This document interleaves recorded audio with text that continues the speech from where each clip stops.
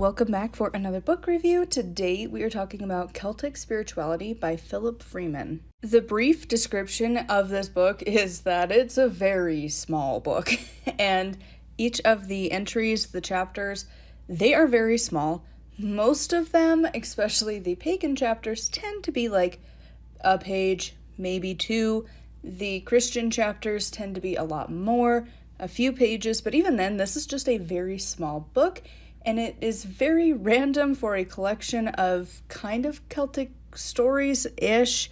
It's somewhere between telling some of the myths, the pagan stories, and a lot about like the saints, and just really, it's just a random collection of things. I am going to be rating this one a 3 out of 5. I was debating between a 2 and a 3 because first of all, the book is very small, very random, but also the information itself is just not my favorite. So there's a lot of Christian bias in here, and I know the source information is bias, but like it just felt like there was just this added of it from the author, because there's stories that like I've read quite a few times. There's different myths.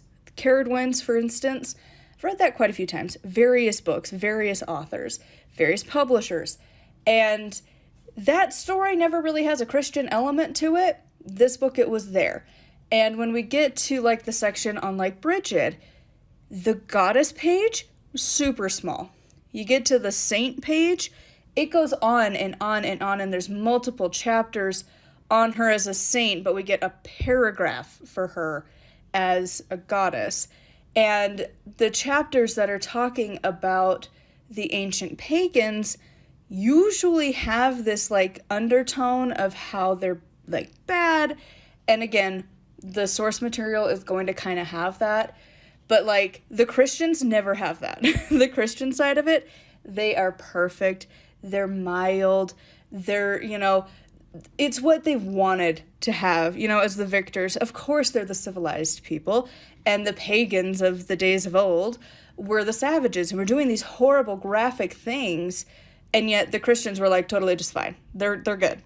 And the fact that the author made sure to include how horrible the pagans are, but the Christians are totally freaking fine. We're not talking about all of the horrible stuff they did and how they tried to erase so much history and completely take over this area and get rid of all of the existing beliefs. It just was like a love letter to Christianizing the Celtic regions that I just didn't want when I picked up this book. I had a feeling when I grabbed it was going to be very Christian, but needless to say, I didn't really enjoy this book, but I think that's just a me problem, because overall, like, the actual, like, the writing of the words was fine.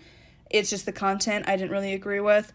And, like, again, the source material is going to be biased, but the author, I feel like, when you're looking at translated text and giving context, again, the Christians are the good guys, the pagans are the bad guys, is how this came across. And that if they're not the bad guys, you just dismiss it, shove it under the rug, don't spend a lot of time talking about it. Because, again, Goddess Bridget, for instance, just a paragraph. But her as a saint, we have a lot.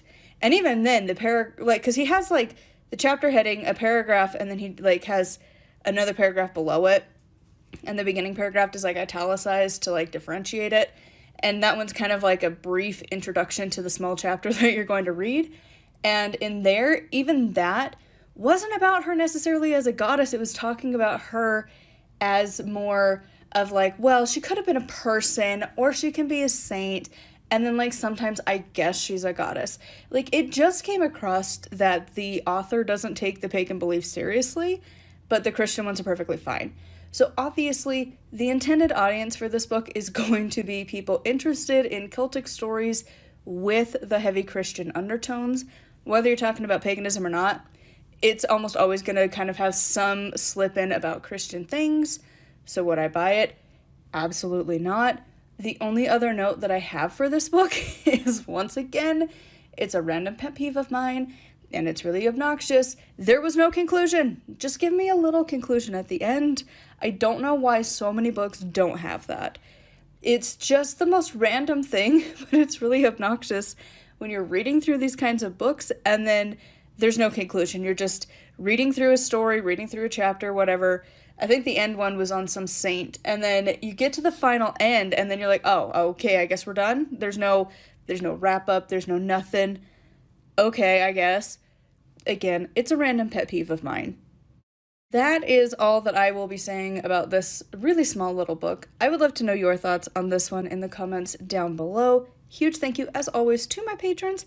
If you want to support me and get access to exclusive content, it is patreon.com/nightwillowcrafts. Make sure to like, comment, and subscribe. I post every single day, and until next time, thank you so much for watching, and blessed be.